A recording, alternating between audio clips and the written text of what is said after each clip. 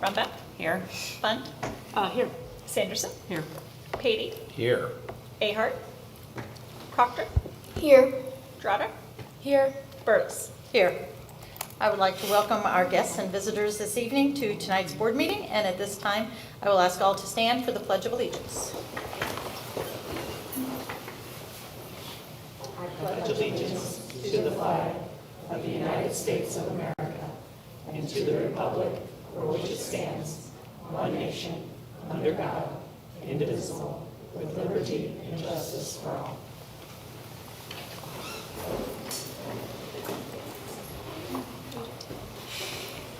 I will entertain a motion to approve the December 16th, 2024 agenda as it has been amended this evening. So moved. Second. And Carrie, please call the roll. Delariva. Yes. Brumback. Yes. Fund. Yes. Sanderson. Yes. Patey. Yes. Burles. Yes. I will entertain a motion to approve the minutes of the board's executive closed special session meeting held on November 25th, 2024. Move to approve. Second. And questions or discussion? Please call the roll. Sanderson. Yes. Brumback. Yes. Delariva. Yes. Fund. Yes. Patey. Yes. Burles. Yes.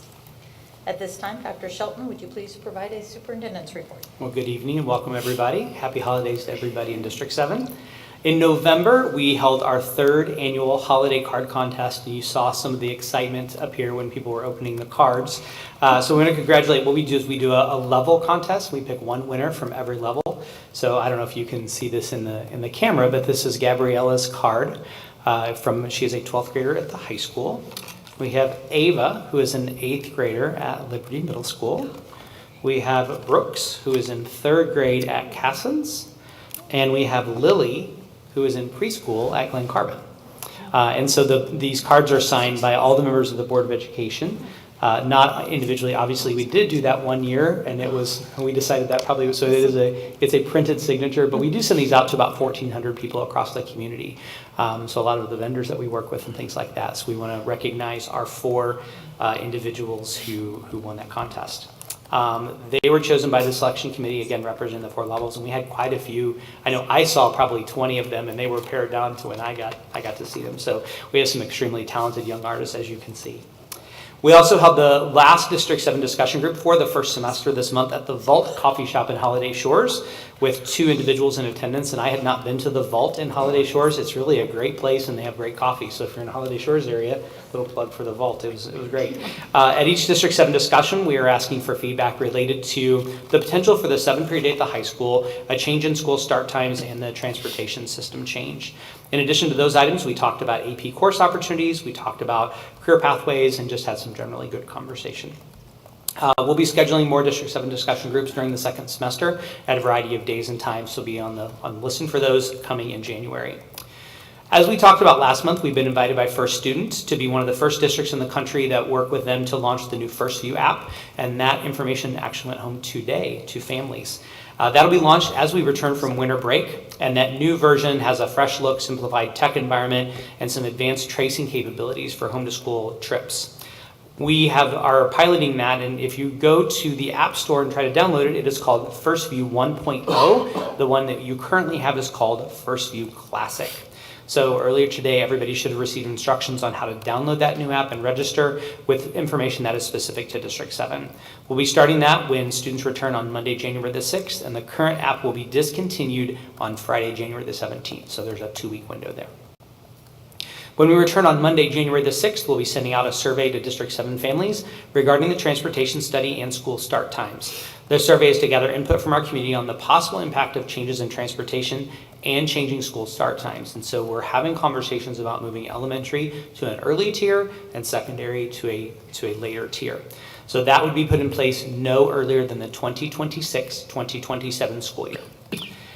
We also have had a number of athletic teams be successful, and I'm sure you all are going to highlight this. Our performing arts groups have been super busy this month, and every performance that has been attended has been just absolutely amazing. So it's been great to hear our performing arts groups. We will be recognizing another group later in the year, but we had 20 2 students named to all-state musical groups, and that's the largest number in, I believe, 5 years at least. So that number has started to climb back up, and we're excited about that. So I want to wish everybody in District 7 a happy holiday season. Our last day of school is Friday, December 20th. Not that anybody's counting down, but there are 4 days left. And students and teachers both return on Monday, January the 6th, 2025. And that's a change from previous years, so I like to highlight that Monday, everybody's coming back on Monday the 6th, and we'll be ready for them. Okay. And we will start with our first student representative report. Josie Proctor, would you please give us the junior student representative report? Thank you. I don't have much this month, but tomorrow we have a K-2 district virtual family reading night. You are invited to relax and enjoy a story read by a special guest. This week, Hamel is doing a winter-themed week with theme days such as Holiday Hair, Don't Care, and Channel Your Flannel. Hamel asks that each student bring in a food pantry item each day to support your local food pantry. Young Authors is starting soon, so if you're interested, make sure to get your forms in by February 7th. Midway has been having a 2-week-long winter theme week. The themes for this week can be found in the school's newsletter. Castins is also having a winter spirit week with theme days such as Tinseltoes, Fa La La Flannel, and Long Winter's Nap, so make sure to have some fun with your outfits this week. Sign-ups for the science fair are out, so make sure to register and start thinking of your experiment before it's too late. This past week, 2 awesome Liberty Panthers, Jaden and Mariah, attended the Special Olympics Summit in Bloomington, Illinois, and were a part of the statewide Zoom call and presented about advocacy. Lincoln is having their 3rd annual 1,000-dish cookies for the staff at Lincoln Middle School Day. PTO invited Lincoln families to sign up to bake and deliver holiday cookies and treats. Congratulations to our Student of the Month, Sophia Garcia. Keep up the great work. Happy holidays. Thank you very much. And now, Amelia Gerardo, please give your senior student representative report. Thank you. So December is Seasonal Affective Disorder, also known as SAD Awareness Month. And the color associated with that is any kind of gray. So each year, millions of Americans are affected by this condition, which brings on significant mood changes in response to the changing of the seasons. SAD symptoms are most common during the fall and winter months when daylight hours are shorter and usually involve mental health issues because of lighting or just you're sad during the holiday times. So some tips for coping with SAD are eating well, managing stress, and asking for help, reaching out to near and dear ones to check on them. Here's a recap of some of the EHS accomplishments in the last few weeks. So we had a historic night for the wrestling program. Blake Mink is the 32nd wrestler to earn 100 wins.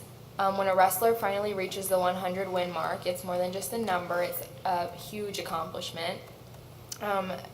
And it pushes limits to what's possible. Blake was a leader on and off of the mat, so congratulations to Blake. Another massive congratulations to the Edwardsville Ladies Tiger Wrestling team for taking home the championship at the Pontiac tournament. A big congrats to the Edwardsville Tigers girls and boys basketball teams on their dominant wins over Belleville East. Another congrats to Yosei Epinesa, who is going to the University of Iowa, and Clayton Lakatos, who is going to Southern Illinois University, on signing their letters of intent to play college football. Huge congrats to our girls basketball team on their impressive home opener victory over Pleasant Plains. The EHS varsity and JV dance teams exemplified outstanding civic responsibility by devoting their time to the Madison County Child Advocacy Center. It's uplifting to witness these dancers utilizing their times to advance such a commendable cause. A group of 12 EHS students, grades 9 through 12, visited the SIUE Lovejoy Library to learn about careers in library science. Students were welcomed by the library dean, Marley Grazer, and heard a panel discussion from SIUE library faculty, presentations from the SIUE admissions department, and CODE, community-oriented digital engagement.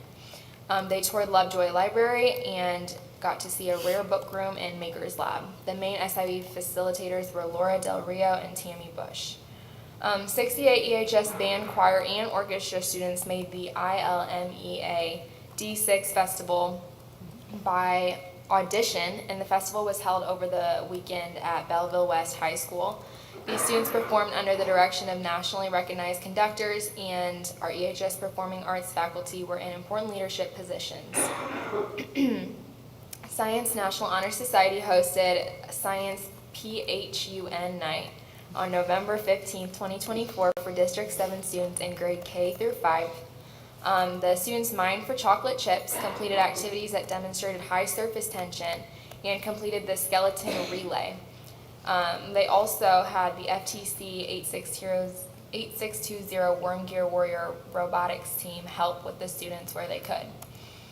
Students in the Future Teacher program went to Woodland to observe 3rd, 4th, and 5th grade classes.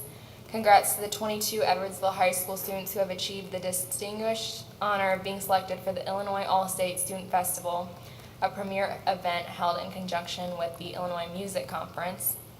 Edwardsville CEO hosted their successful Jumpstart to Joy, which is the second one they've done, and the event helps generate revenue for student business ventures in the second semester. That's a wrap. Happy holidays. Thank you to everyone who made it a great first semester.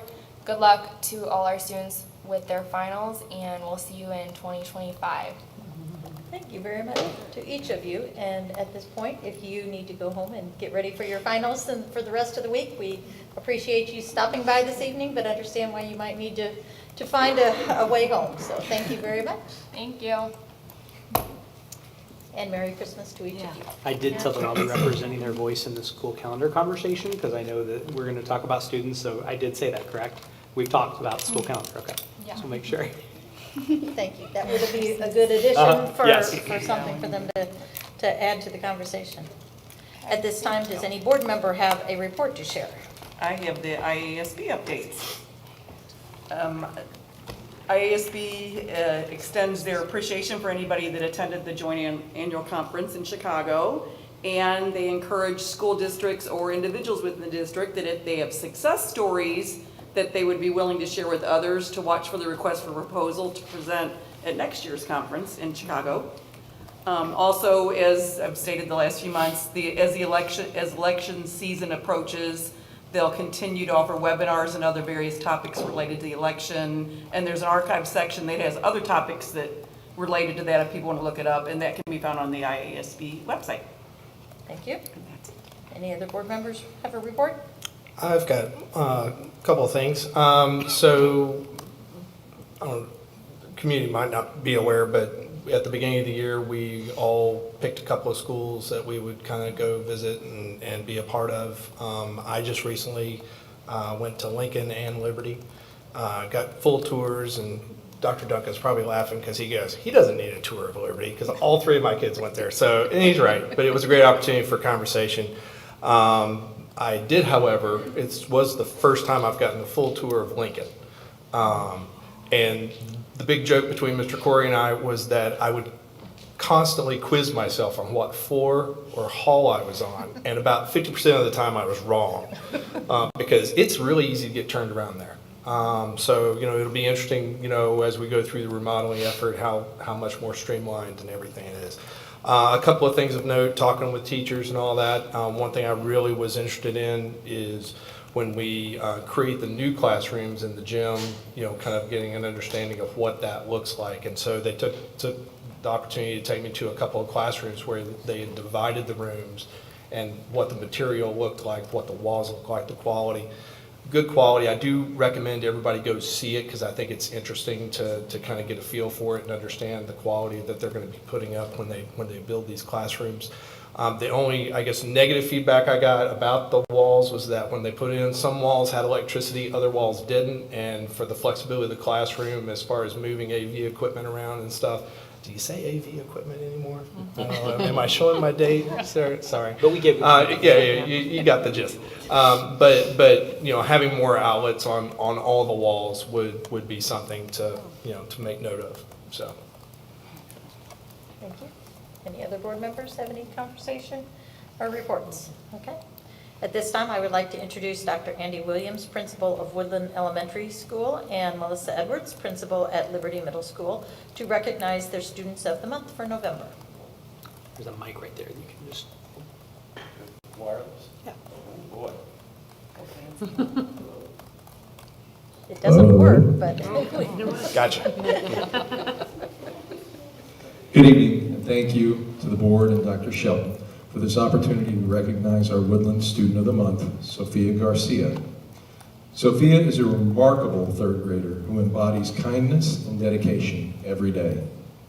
She is always ready to lend a helping hand to her classmates, making sure everyone feels supported and included. Her hard work shines through in all that she does, whether she's tackling a new challenge or offering encouragement to a friend. As a bilingual student who speaks Spanish, Sophia goes the extra mile by assisting her fellow bilingual friends, bridging language gaps with warm smiles and a generous heart. We're very proud to recognize Sophia's contributions to our school community. Sophia?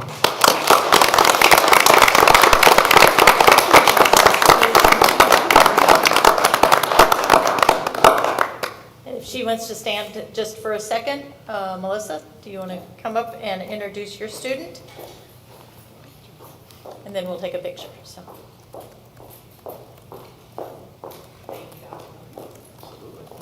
Thank you, Dr. Shelton, Board of Education. Jaden Hildebrand Johnson's not able to attend tonight. It's actually his sister's 16th birthday, so they're spending the evening as a family, which I think we all can appreciate. But I wanted to give him a special shout out because Jaden is just a kid who he is the kid you want in your school. He exudes positivity. His smile just lights up a room at any time. Josie had kind of mentioned that he was one of the students that went up to Bloomington, and he's actually part of the Special Olympics Summit. And I wanted to take a moment to explain what that was, because this is a huge deal. Jaden is a Special Olympics athlete, and he and his peer buddy Mariah went to Bloomington and were part of a statewide Zoom call. So these two young people got up on this Zoom call in front of the entire state. Schools from the entire state were watching this call, and they actually presented on advocacy. And at the end of the call, they were kind of going around to all the different schools and saying, what did you learn? Every single school said, we learned about advocacy. We know how to be an advocate for ourselves, and we know how to be an advocate for others. And that is truly who Jaden is. So we are incredibly proud of him, and we love having him as a Panther. He is a 7th grader here, so we get him for another year, and it's super exciting. So unfortunately, he couldn't be here tonight, but he is amazing. Thank you.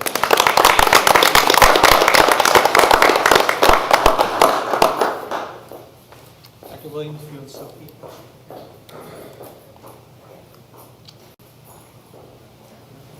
You guys can get up and take a picture of them too. Of her. Of them.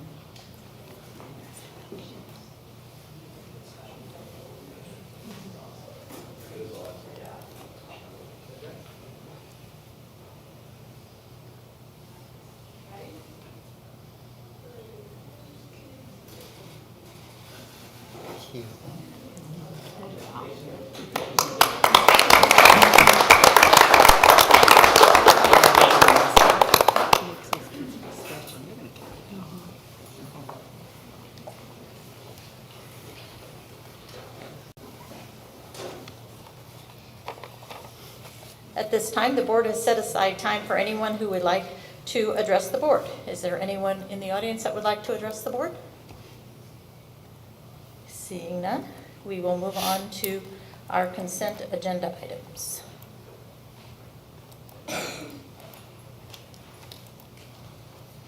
Would any board member like to remove any consent agenda item for separate action? Hearing none, I will entertain a motion to approve the consent agenda item as recommended this evening. Move for approval. Second. And any discussion? Please call the roll. Delariva, Yes. Fund, Yes. Brumback, Yes. Sanderson, Yes. Patey, Yes. Bertles. Yes. As for our presentation this evening, we have got a presentation from GRP Wagman. So we'd like to welcome Laura Weber. And Laura, come on up to the table and we'll hand it over to you, and your slide should be there. Perfect. Do you want me to use the microphone or just? Please. scream and shout? Yes. Okay. Well, thank you so much for allowing us to attend tonight. We have a real quick little presentation and just kind of talk to you a little bit about. Welcome to sit. Oh, Yeah, you're welcome to. You're welcome. not usually. supposed to do that. Anyway, we wanted to talk to you a little bit and give you an update of how our project is going so far. We'll discuss the lighting, the roofing, the solar, present you with a check back to the district and what to expect from here through spring. So basically, the lighting is completed at all of the schools. It's all LED in all the schools that you can see right up there. And there has been almost 12,000 bulbs changed, and the district has received over $100,000 worth of money from a rebate from Ameren. So part of those is a dual. One of them is the bulb rebate that you've already received, and then this check that we'll present to you tonight from Ameren in regards to the energy rebate of energy incentive that they provide to you, which is another $70-some thousand as well. So that went really well and very quickly. As far as the roofing replacement is concerned, that is all complete as well. You can see that all of that has been completed. There were 5 buildings, over 315,000 square feet of total square foot of space, and that happened in about 4 months' time. So we just have a little visual there from the drone footage. So that was a success, and all of them have been approved also to move forward with the solar from the warranty company as well. As far as what to expect, as far as project phases and timelines, we have the following: LeClaire, Hamel, Cassens, Edwardville High School South, and the Wrestling Center complete right now. And in progress that we're currently working on is Goshen, Glen Carbon, Warden, Liberty, and Edwardsville High School. And you can see there the dates that when we will be estimated completion and moving forward with those. So that kind of gives you an idea. This is just some drone footage of a couple different schools that we wanted to share with you in regards to what it kind of looks like that no one has the opportunity to see from the ground. So it kind of gives you a little visual of what that looks like. So the first one is Cassens, and then High School South, and then that's the Hamel array out in the middle of the pasture, and then the bottom one is LeClaire. Right. So it's exciting. In regards to what the expectation for the next few months, obviously we're trying to get it as complete as possible and present that back to you, get the next buildings over the next couple months, and get basically permission to operate is obviously the ultimate goal, and that's always the last step that Ameren is involved with. So that's some, little tricky timing with Ameren is we have to kind of wait on them. So we have some that are already up and we're moving forward. And then in regards to the paperwork, when all of the buildings are complete, the incentives, we will move forward with it and get that going. So we're super excited in regards to that. Does anyone have any questions of us? Just refresh my memory. Is this the time frame that you proposed when you gave us timetables, or Yes. ahead of what Some you were of them- expecting, weather related, that makes you behind, or where? are you? We've had tremendous success in regards to timing. So some of them are going a lot quicker than we had anticipated, and others are right on target. Okay. So we have a lot of crews that are really rolling through it. We can get done as quick as we want, but we still have to wait for Ameren. But right now, it's right on target for the timing perspective, so that's exciting. Okay, thank Yeah. you. There are other projects that we wish we could say that. So this is our team, and we greatly appreciate it. And if you guys have any questions, we love working with you, and thank you. Alex and Josh are great. This is Chris. I'm sorry I didn't even introduce him yourself. You do, but he's our full-time project manager on staff that is working with your district as well. So we thank you so much, and we'll continue on. We look forward to presenting in the spring and with completion and get the money back in your pocket. So this is just one step towards it, though. So thank you so much. Great. Thank you. Yeah. Big We're going to take a picture Yeah. too. Check.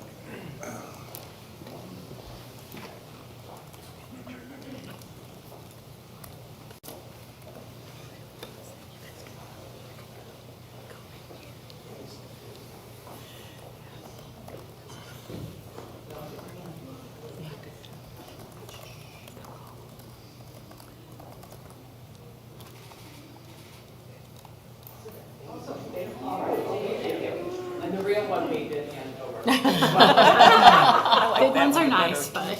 Have a wonderful holiday, and if you have any questions, guys. certainly feel free to reach me anytime. Thank you Thank you very much. Happy holidays. Just as a reminder, we do get multiple kind of layers of rebates and incentives. So you mentioned the bulb incentive, but there's also renewable energy credits that we'll be getting. So for the next 7 years, That's correct. we'll be getting rebates from the state for this project. So that will help offset the cost of the project. And from the federal government. Yes. And we'll go- Awesome. Thank you, Laura. Thank you very much. And we will move on to administrative, board committee, and special committee reports. First will be Jennifer Bryan, Parent Teacher Advisory Committee member. Will you please provide your report?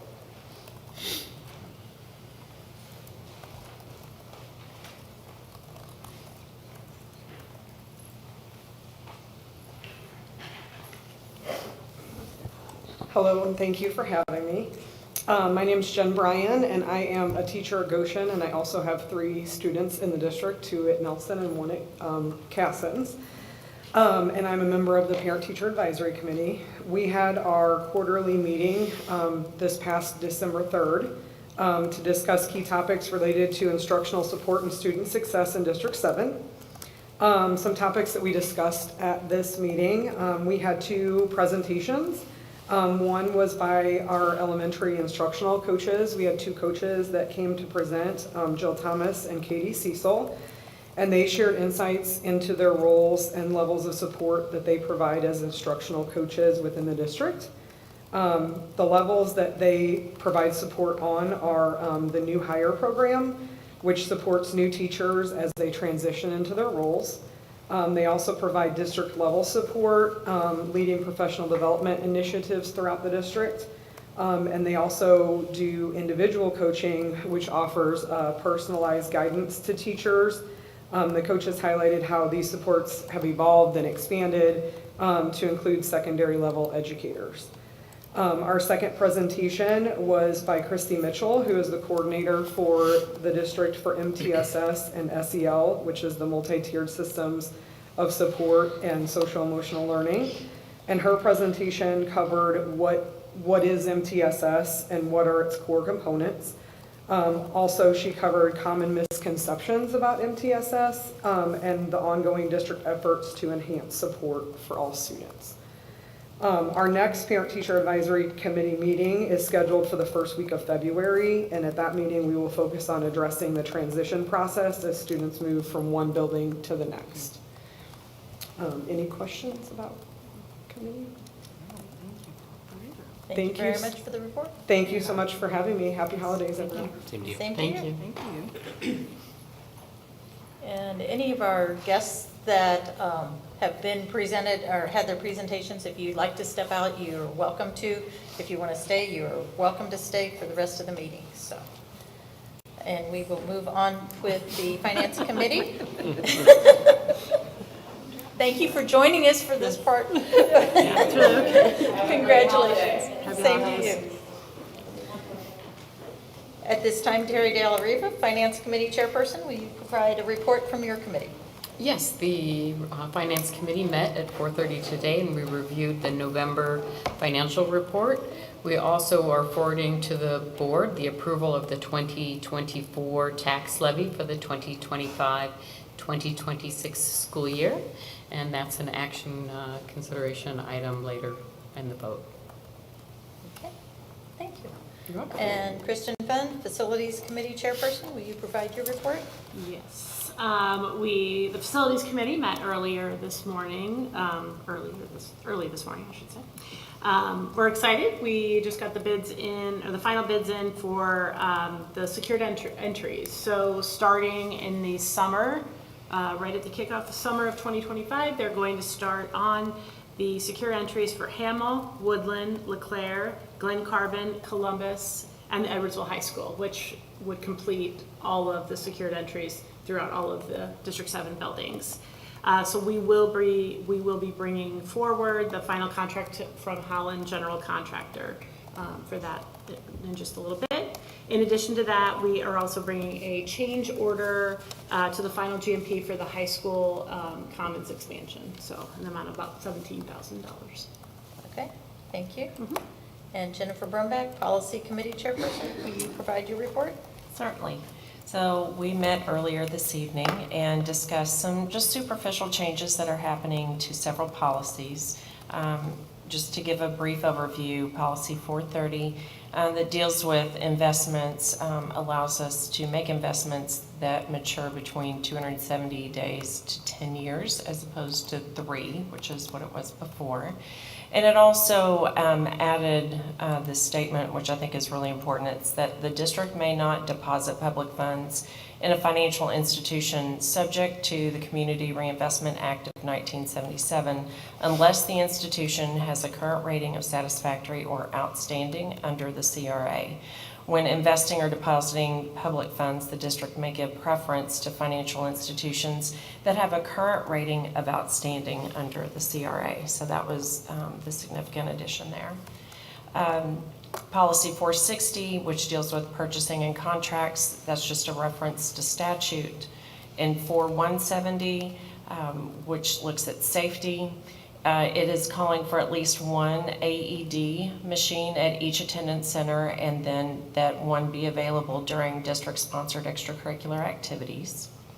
In Policy 510, which deals with equal employment opportunity and minority recruitment, adds two protected groups, those that are making reproductive health decisions and those that are acting in for family responsibilities.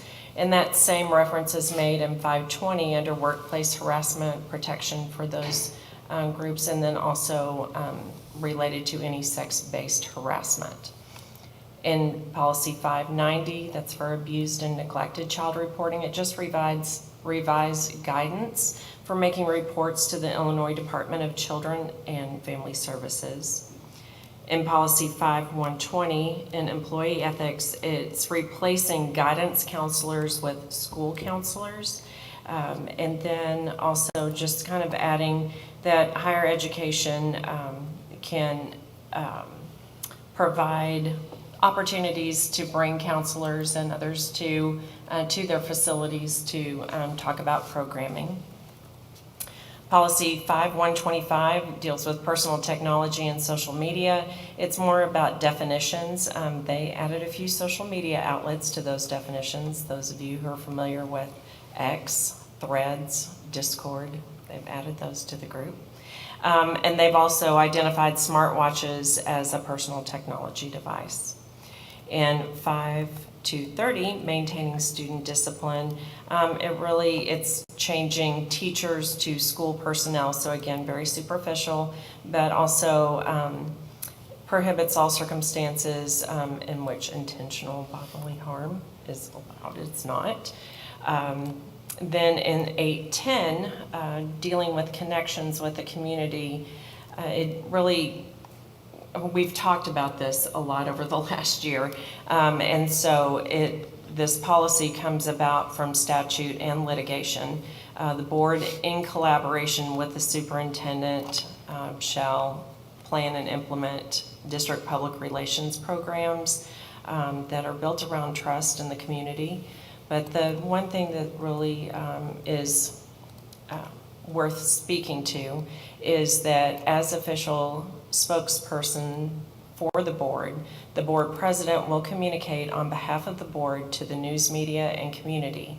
Statements made by board members when not authorized by the board will be considered personal comments of the board member, and board members are encouraged to identify such statements as their personal opinions. Official board or district statements, other than those made directly to the media, will be made through the district website and/or its social media accounts, at official district events, or through other official communication methods such as district email or mailings. And that completes the revisions that are up for our consideration. Thank you very much. And the last report are the different individual school reports. They can be found on board docs, and we appreciate hearing the different the details on what's going on in each of the buildings. So thank you to the principals or assigned people that get those and create those and send those into the district. So, and we will go on to our action considerations. At this time, the board will move for approval of personnel resignations and retirements. Thank you. It's recommended the Board of Education approve personnel matters related to the resignations and retirements of employees as discussed earlier this evening in executive session. Move to approve. Second. And questions, discussion? Please call the roll. Fund, Yes. Sanderson, Yes. Delariva, Yes. Brumback, Yes. Patey, Yes. Birtles. Yes. And approval of 8.2, please. It's recommended that the Board of Education approve personnel matters related to the appointment, employment, compensation, or transfer of employees, pending required certifications and professional educator license, completion of paperwork, and all background fingerprint checks completed and cleared as discussed earlier this evening. Move for approval. Second. And questions? Please call the roll. Brumback, Yes. Fund, Yes. Delariva, Yes. Sanderson, Yes. Patey, Yes. Birtles. Yes. Approval of action item 8.3, Mr. Courtney. Thank you, Ms. Birtles. Recommend the Board of Education approve and sign the 2024 Certificate of Tax Levy and Resolution of Tax Levy for the 2025-26 school year as approved by the Finance Committee. Move for approval. Second. And questions or discussion? So a couple of comments. The 2024 current estimated EAV increase of all property within the district is about 1.5%, and that's before the application of any township multipliers. So that multiplier comes from the Illinois Department of Revenue, and that current estimated multiplier assigned to Madison County is 1.09. So it effectively makes the current assessed value of all property within the county at a 9% increase for the 2024 tax levy. And so when we are talking about that tax levy rate, then we'd say that it would decrease from 467 to 463. I'm sorry, 464. I think it was 463 and some change. So rounding up, it'd be 464. Thank you for that clarification. And please call the roll. Delariva, Yes. Sanderson, Yes. Brumback, Yes. Fund, Yes. Patey, Yes. Birtles. Yes. And the next one is action item 8.4. Dr. Shaw. Thank you. It's recommended that the Board of Education approve the 2025-2026 school calendar as presented. Move to approve. Second. And discussion? So we do have a couple highlights, just kind of our process. And just as a note of record, you'll notice that we've kind of taken away the discussion presentation portion and embedded it into the action items so that we can take action, have conversation. So you might notice a little bit of a change, just trying to be a little bit more efficient. So you'll see a couple times this evening, we have slides that'll come up during action items, and the first one is school calendar. So wanted to just start out, we had forecasted about 1.5 years ago that the first day of school needed to be a week later this year. After looking at construction schedules, especially Lincoln, but not only Lincoln, we do have 8 buildings this summer that will be under construction. Hopefully at the end of tonight's board meeting, we are recommending something later on. So that's Lincoln, the high school, and then 7 elementaries with double entries. And so being able to just make sure that we have plenty of space to make sure that we can start school was important. And so as part of that, we've had a lot of conversations in the last 1.5 years about the 25-26 calendar, because we knew it needed to be a little bit different, and what that different looked like, we weren't sure. And so we had done an initial survey in 2022 that kind of established the framework of our calendar. So our community can kind of know that we're going to have Wednesday, Thursday, Friday of Thanksgiving off. They know that when it comes to spring break, we'll take the week and the Monday afterwards. So some things like that. And so because this calendar is going to be different, the board requested that we put out another survey and just try to get to where are the priorities when it comes to days, lengthening the year, for lack of a better word. Since we're starting later, we end later. And so we did that in November and had a couple thousand responses, a very good response rate on the surveys. And we asked a couple different questions.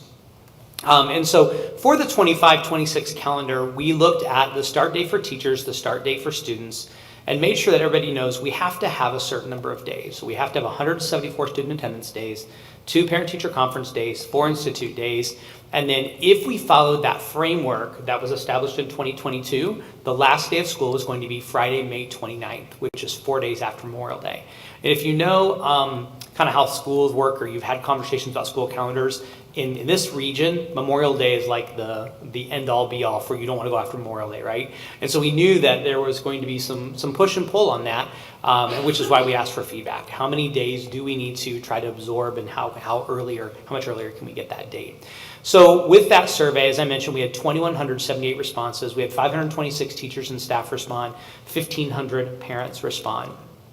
And with that, the first question that we asked is, when would you prefer the last scheduled day of school be? Now, we did this survey in conjunction with the EEA Calendar Committee. We work with that group pretty closely on giving input, and that's our bargaining association. But we also have other feedback groups that we talk to and get input from.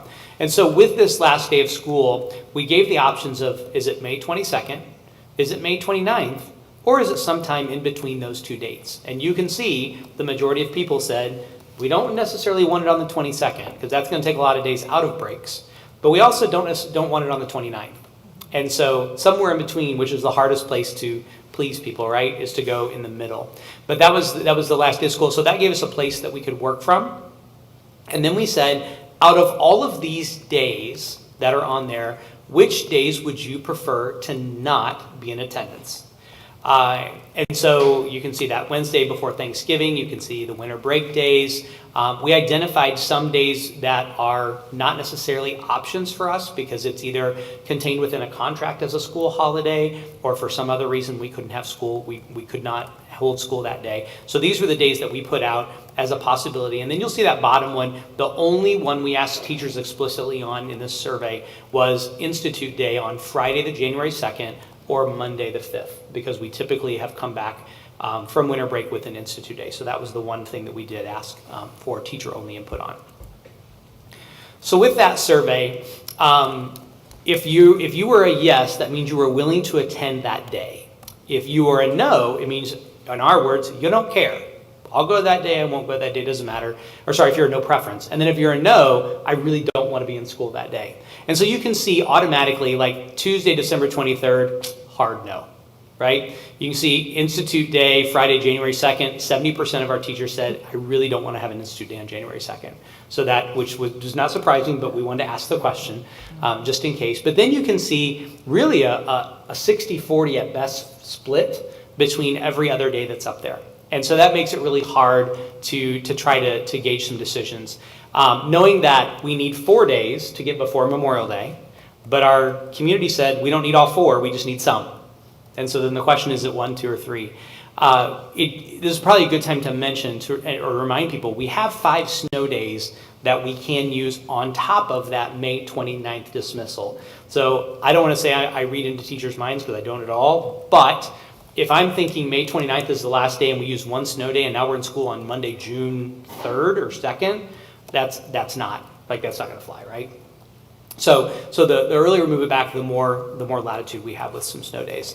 So if you, at best, if you put some of these together, like Monday, December 22nd, it was 56-44, but why would we take Monday of winter break and not Tuesday? And now we just lost 2 weeks of a break for people instead of that 1 day.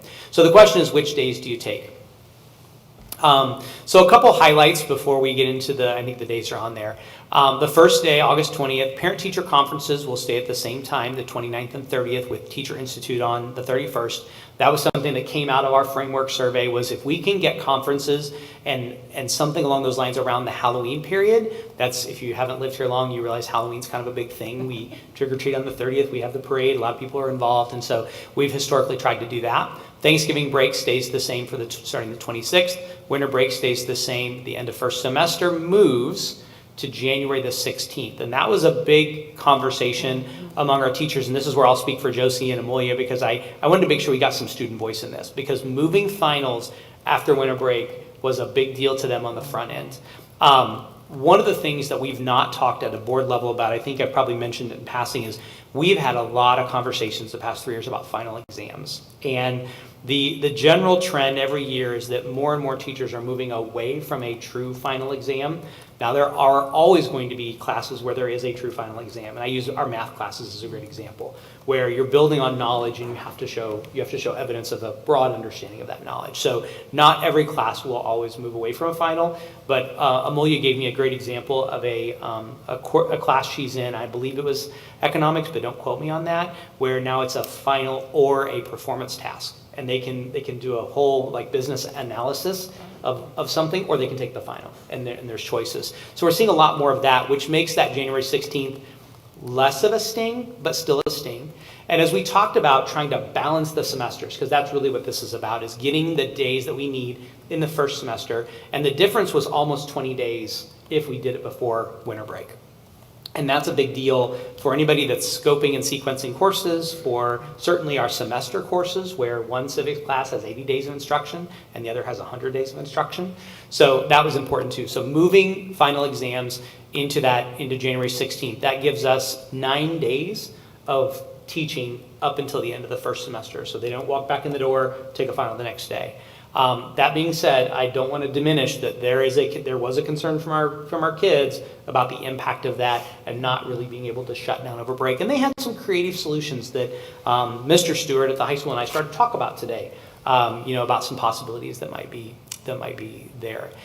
Spring break was the general consensus of the team that met together to shorten our spring break, and instead of it being the week and the day, it start on Wednesday the 1st, and so that Monday and Tuesday, the 30th and 31st, I believe, of March, we would be in session, and then we would start on Wednesday, April the 1st, and go through Monday, so that Monday after Easter would still be considered part of spring break, and that puts the last day of school on Wednesday, May the 27th, without snow days. And that is all I have in information, but I'm happy to answer questions or give more background. Any questions or discussion from board members? I guess I'll go first. Not a huge fan of the exams after Christmas, but I understand the why the move. I guess for me, putting my parent hat on, spring break, not having the full week.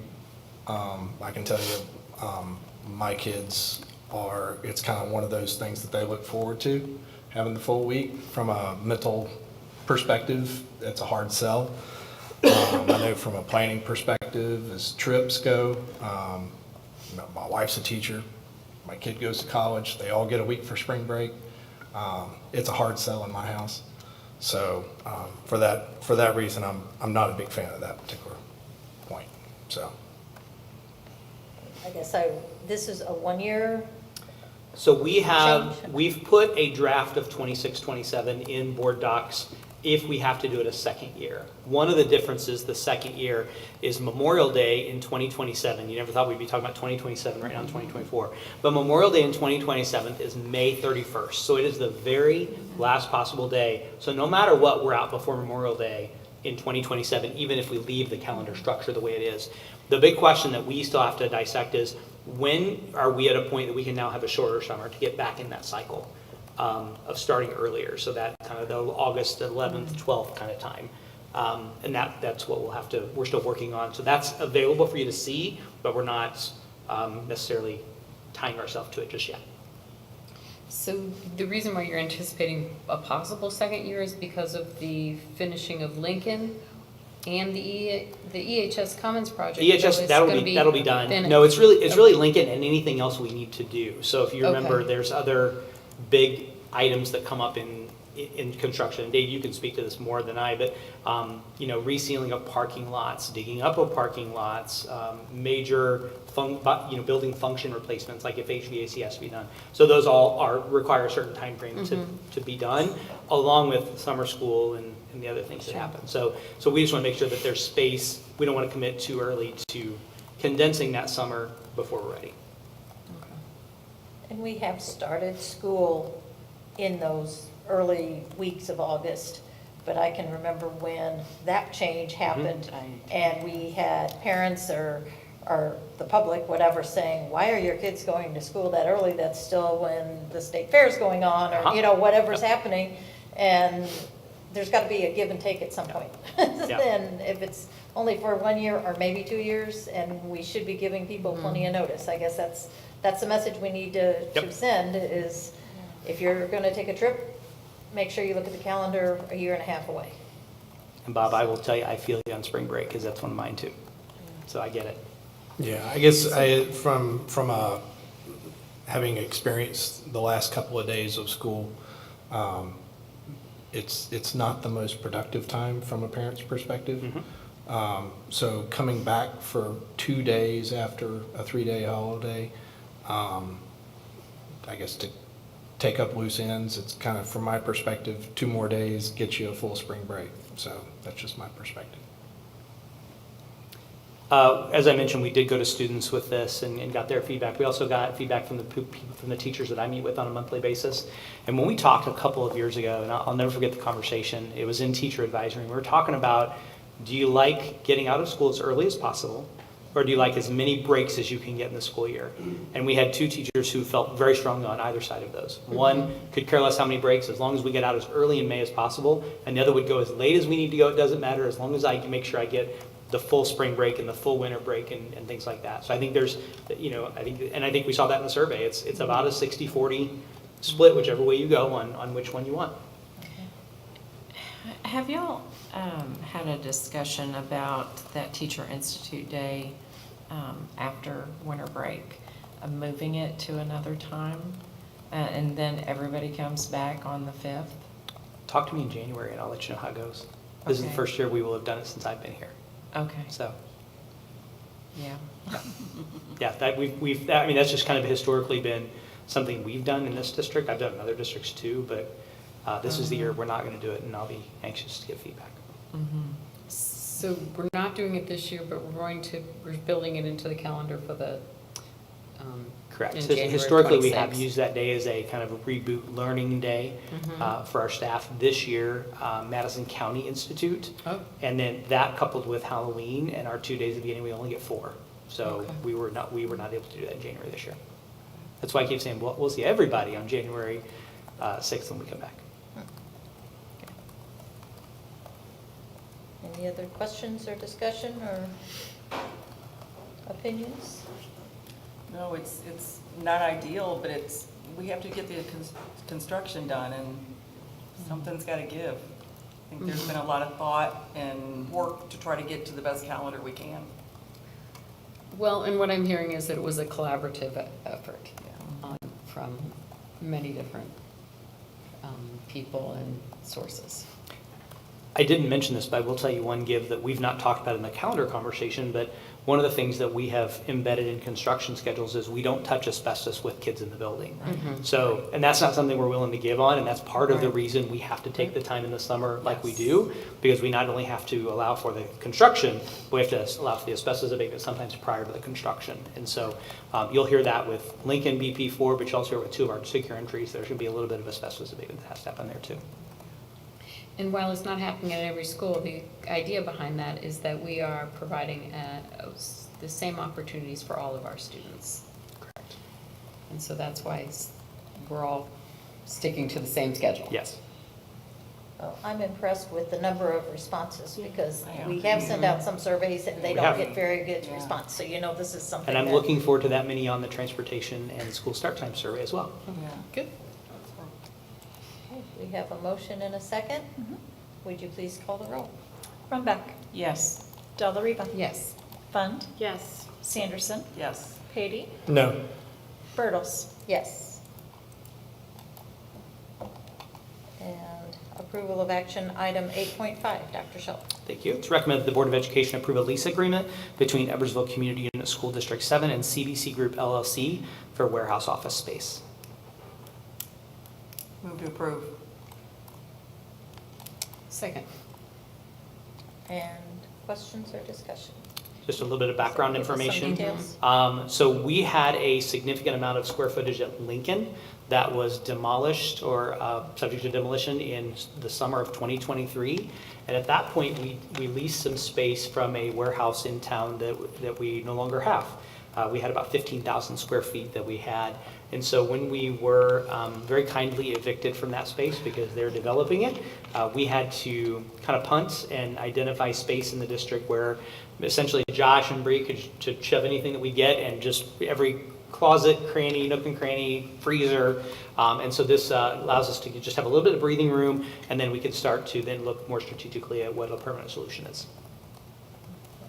And this is for paper supplies, for... This will be for paper supplies, for food service storage, for long-term, anything could go there, but right now it will be more warehouse maintenance facility kinds of things to start. Okay. Any other questions or discussion? Please call the roll. Sanderson, Yes. Della Riva, Yes. Brumback, Yes. Fund, Yes. Patey, Yes. Birtles. Yes. Approval of action item 8.6, Mr. Courtney.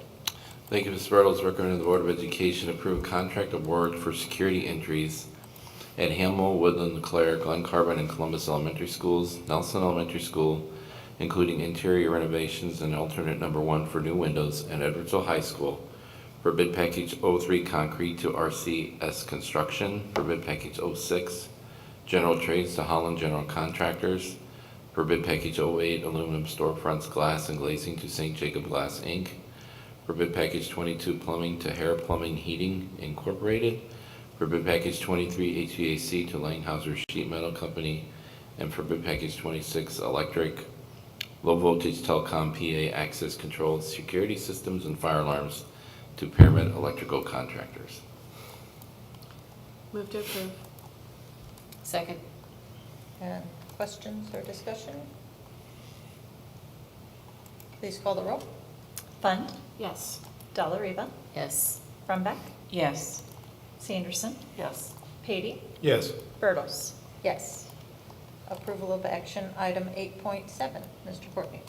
Thank you, Ms. Rose. Recommend the Board of Education approve the assignment of construction contract awards for secure entries as indicated in the previous recommendation by the Board of Education of Edwardsville Community Unit School District Number 7 to Construction Manager Holland Construction Services.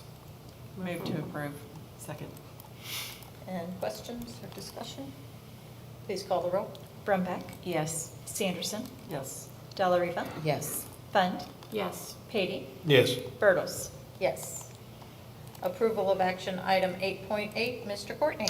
Thank you, Ms. Rose. Recommend the Board of Education to approve the final GMP contract with Construction Manager Holland Construction Services for secure entries. Move to approve. Second. And questions or discussion? Noted it said final. That's nice to see when we're doing construction. So as far as the details on this, we've got it on ours. Is it available on Board Docs? That's in public content, yes. Okay, okay, thank you. Any other questions or discussion? Please call the roll. Fund, Yes. Sanderson, Yes. Della Riva, Yes. Brumback, Yes. Patey, Yes. Birtles. Yes. And approval of action item 8.9, Mr. Courtney. Thank you, Mr. Riddles. Recommend the Board of Education approve a change order to the final GMP contract with Construction Manager Holland Construction Services for the Edwardsville High School Commons Expansion Project in the amount of $17,518.17. Move for approval. Second. And questions? Can you give us a brief update of what the 17,000 extra is for? You want to do that? Or you want me to do Oh, it's related to the changes in the restroom design at the Commons. So there are a couple things that we talked about in facility committee. One was there's the central corridor of the flooring in the design was in the visual was a different color, and so that's part of this change is to change the color of that resinous flooring so that there's the different color in the middle. We added the toilets Heavy duty. attached to wall to be heavy duty, so they can just withstand greater weight, just in case, anybody would stand on them or try to break them off the wall. It'd be harder to do. Okay. And shrouds around the sink. Yes, and the shrouds for the sinks. Okay. We have a motion and a second. Please call the roll. Brumback? Yes. Fund? Yes. Delariva? Yes. Sanderson? Yes. Patey? Yes. Birtles? Yes. And approval of action item 8.10, Mr. Ortney. Thank you, Ms. Birtles. Recommend the Board of Education approve the purchase of furniture for Lincoln Middle School Phase 1 addition in an amount not to exceed $460,408. And those items are listed below, and they're all under state contracts. Sorry, move for approval. We have a second? Oh, I'll second. Okay. Any questions or discussion? What account does this get paid out of? They're allocated to the construction fund. Okay. We do have a couple of visuals just so you can see what you're approving. And so this is phase 1, so we do have 2 different phases of furniture approval that will be coming. The second phase will be once we're through the majority of construction. Do we have a timeline on that, 18 months out? But the idea is we're not storing furniture for 2 years somewhere, since we don't have any storage, right? But wanted to give you an idea of kind of just the general scheme of what you're approving. And so we didn't include every single piece of furniture, but just some examples where you can see the chairs kind of matching the blue and orange of the Lincoln motif, the classroom desk and the teacher desk, both with the maple top. And you can see the task chair there, the new teacher chairs. For the elective classrooms, psych, art, and ag, we'll have a butcher block top table that's mobile, and then they'll have stools with that orange top. Conference room table will be more flexible, and you can kind of see that on the right-hand side with some storage credenzas and the same task chairs that are in classrooms. So those will be in several conference rooms, and we do have a number of conference rooms throughout the building. So it's not just one main conference room, they're kind of sprinkled throughout the building. Our new library and commons, and so if you remember in the design of the new part of Lincoln, the new construction, the library is on the main floor as you walk down on the bottom floor, right there to the right, but the wall can open up and that can be an extended kind of collaboration commons. And so we have a combination of furniture that goes in those 2 spaces, and you'll see on this slide and the next slide. On the top, you can see some of the storage that's available in the library for books, and then at the bottom, you see some of the more collaborative seating that will be both in the commons and then outside in the collaborative commons as well. There are also some just general tables there on the right-hand side. You can see those are taller height tables, so more like a pub height table that will be out there that students can stand at and be at in the collaborative area, as well as the regular rectangular table that you see with the chairs. And on the left-hand side, you can see the new cafeteria tables. So these are attached chair cafeteria tables, so they can very easily be put up. We have a storage area for them contained within the space, so that whole space can open up when we need it to. And then just so you can see the pricing for phase 1 and phase 2. Phase 2, there it is, in January 2025. But as Dave said, this is all under state contract, so there's not a need to bid it, as the price is already negotiated through the state. But you can see the prices of those on phase 1 and then projected for phase 2. I do like the mobility of a lot of these furniture pieces, because needs change from year to year, so it's nice to see that they won't be attached to a wall somewhere. And there are certainly other pieces we didn't show. There's some other kidney tables and things like that. So essentially every department kind of got to have a voice in what they wanted for their department. So special ed had kind of what they would like to see in terms of how they work collaboratively with students, but also need some student desks. And then science tables, we didn't show that as well. So it's everything, every storage piece of storage. There's storage space where we've got dedicated embedded storage, but then also, as you said, the mobile storage that's available. Any other discussion? Just that you guys can fill in where it's done, but existing furniture will be put for sale on. We have board policy that defines how we get rid of surplus items, and so it'll be available for surplus. We'll have that. Some of it is not going to move well, I'll put it that way. We talked about the age of some of the furniture, and there was a reference to pre-World War II desks that are probably built into Lincoln. I'm not sure those will come out in one piece well, but we will have some things that certainly are available and in good shape that we'll be able to surplus So out. people that were students that want a little piece of history, they can go find them. Please tell me we're I'm not not going to get gonna rid find of my the desk. pencil and notebook dispenser.